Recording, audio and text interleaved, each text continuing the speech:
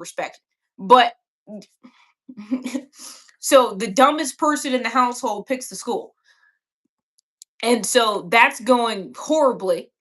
And so the reason why I said no is because he disobeyed and did everything I said not to, and it's fucked up. I'm like, I already got you out of a fucked up situation in the 8th grade. All you had to do was go to the school that I told you. And mind you, with LSU, they were going to play him as a freshman. They needed him in his offense because he was the tallest dude there. The majority of their wide receivers were 6 foot.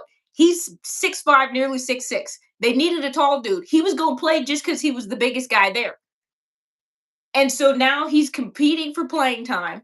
He's not getting past the ball. The quarterback doesn't like him.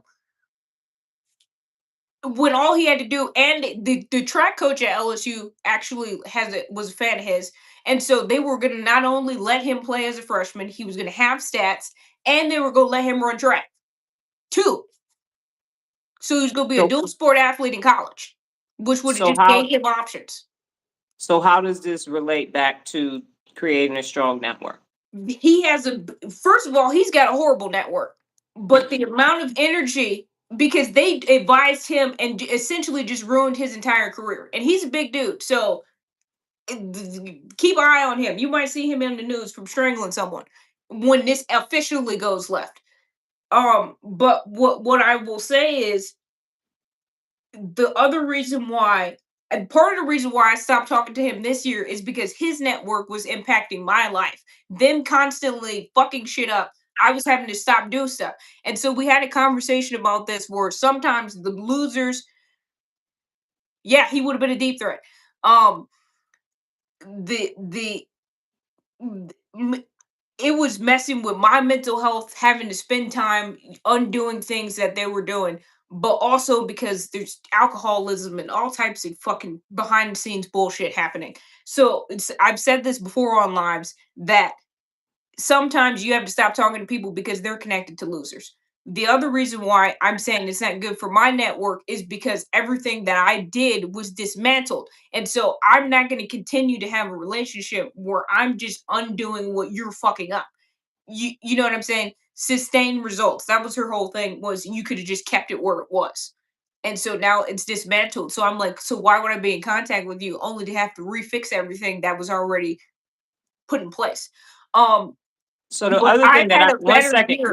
let me say this. Uh-huh. So in 2024, because she was running his life, I was running her business. So Mhm. then it was having a negative impact on me because I was having to do her stuff and double check and triple check and everything else because they weren't doing their job and he wasn't doing his job. So then I couldn't do everything that I needed to do. So it was shit rolls downhill. Go ahead. I've had a great year this year. I've been productive. I've had a lot of growth, like emotionally, from a neuroplasticity and neuromobility perspective. I've grown in my business and stuff. And so that neurotoxicity, I'm not going to invite back in my life because I've already seen that it's neurotoxic from afar. So if I Yes. get up close to it, only going to be worse in it. Because I Yes. can see it from far away, and I'm like, I'm not inviting that drama back into my life when it was self-inflicted.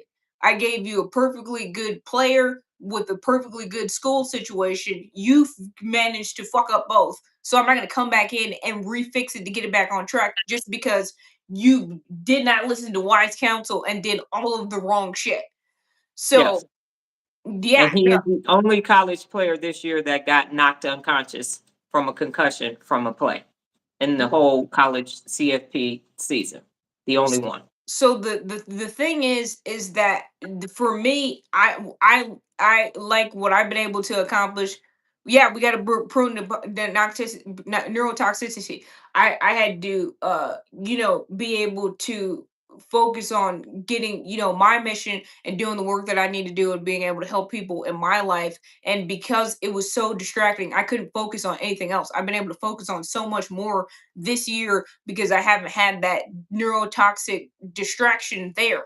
So what I'm saying is when you're creating a strong network, when people are in your life, they shouldn't be taking up all of your life, all of your time, all of your headspace, all of your everything just because they don't want to pull their weight. So what I've noticed, like I said, is people need to have a track record of success, which none of them did. Um, because then it's even when people have